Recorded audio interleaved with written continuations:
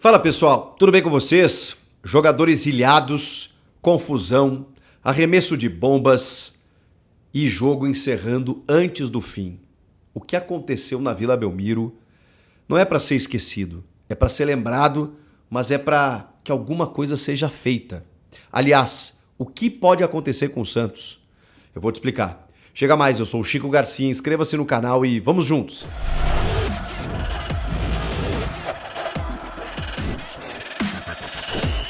Pessoal, 41 minutos de jogo, o Corinthians vencendo o jogo por 2-0, clássico contra o Santos na Vila Belmiro, e de repente o goleiro Cássio tem que sair desabaladamente da sua área, porque bombas, rojões, fogos de artifício, sei lá o que, sinalizadores, objetos, tudo isso está sendo arremessado para dentro do campo.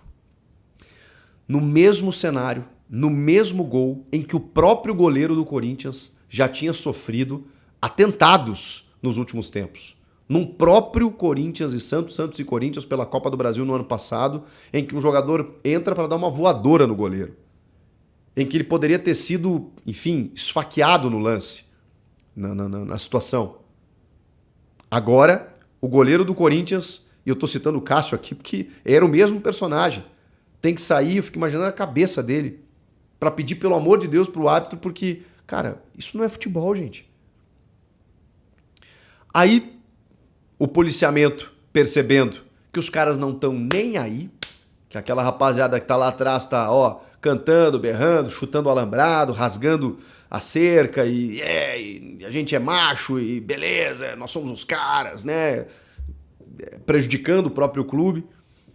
De repente, o policiamento avisa o árbitro Leandro Voaden que não tem condição. Os jogadores do Corinthians ameaçaram ir pro vestiário, o Voaden pede para eles voltar, não, calma, não encerrei o jogo ainda e tal. Só que, felizmente, ele percebeu que não tinha mais condição. Não tinha mais condição. Como é que o Cássio ia voltar ali para defender a meta? Como é que ele ia ter tranquilidade, né? Sem ficar olhando para trás? Sabe o que poderia atingir ele? Como é que os jogadores iam conseguir jogar? Eu não falo só do Corinthians, não. Falo do Santos também. Porque os caras estavam preocupados com tudo que aconteceu. E aí, aos 44 minutos, ele encerra o jogo. Pelo regulamento, depois dos 30 do segundo tempo, você encerra com o resultado vigente, que é o que aconteceu. Não tem que jogar de novo, não tem que completar a partida, não tem que acontecer nada. Antes dos 30, sim. Depois dos 30, e ele poderia esperar mais um tempo para ver se as coisas iam se acalmar, mas felizmente o Voaden não quis saber, já estava aos 44, encerrou o jogo. É triste, mas era o necessário naquele momento. Só que aí começa uma situação que eu poucas vezes, se é que alguma vez eu vi na minha vida, que eu não estou lembrando agora de cabeça, tá? Os jogadores ficaram no centro do gramado sem conseguir ir para o vestiário. Porque a cada passo que eles ameaçavam, alguma coisa era jogada no campo. Então, para você chegar no túnel que dá acesso ao vestiário da Vila Belmiro, você tinha que passar na frente da torcida, a torcida do time local, né? Porque o Corinthians saiu por outro lado do túnel visitante, e aí não tinha essa manifestação acontecendo. Então, os jogadores do Santos não conseguiam chegar lá.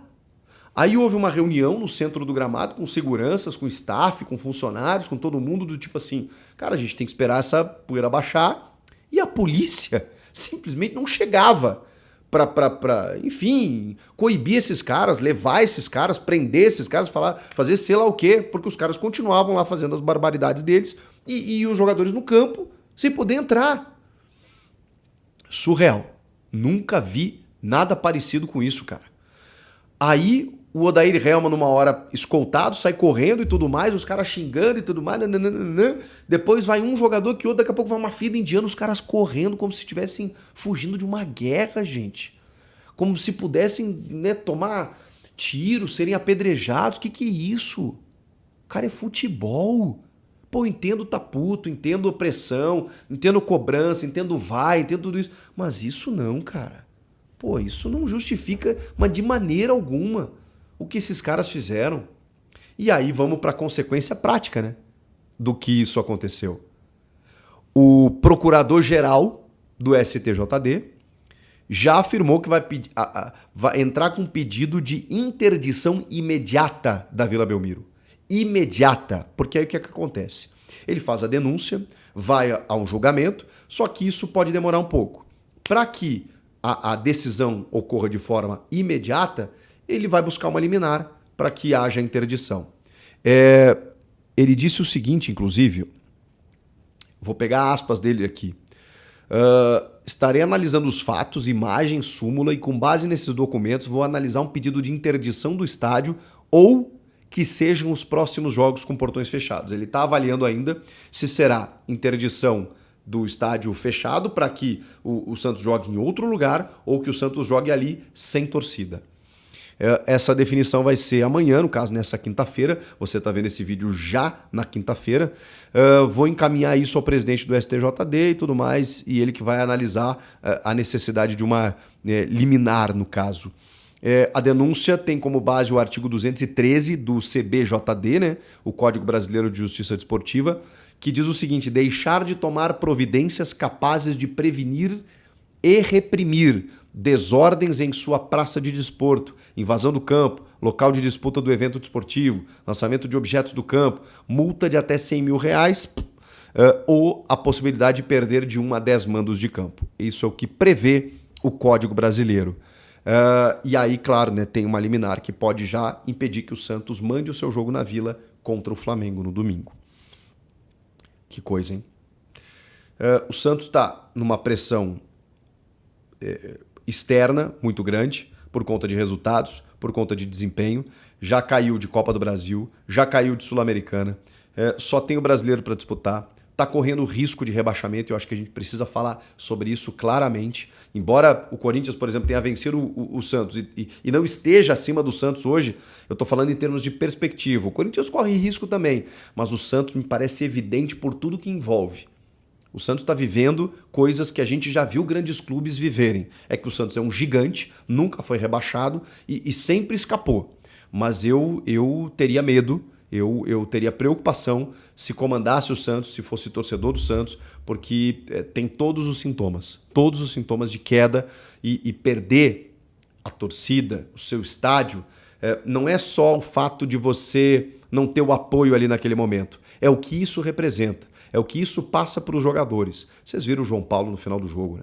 O cara desolado, abatido.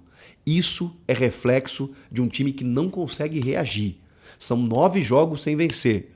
E um time que não consegue reagir não sai de onde está. E o Santos precisa sair de onde está. O Odair Hellmann, que está pressionado também, nem conseguiu dar entrevista coletiva por falta de segurança, evidentemente. A gente teve outros episódios no entorno do estádio, com gás de pimenta, com torcedores detidos, com torcedores tendo dificuldade para sair do estádio. Cara, assim, lamentável o que aconteceu nessa noite em Santos. Desde a véspera.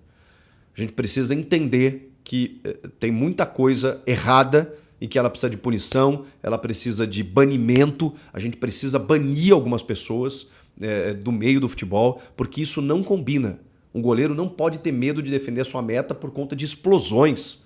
Um jogo não pode ser interrompido antes ou encerrado antes do seu final. Os jogadores não podem ter medo de entrar no próprio vestiário. O jogador não pode ser barrado pela própria torcida de desempenhar a sua atividade, cara. O seu ofício. Não pode. Não pode, gente. Enfim, o que vocês acham que vai acontecer? Vocês acham que eu estou muito louco aí, que o Santos não corre risco, que está tudo certo? Eu acho que esse ano o risco é iminente. Comenta aqui, inscreva-se no canal e eu volto na próxima. Tchau!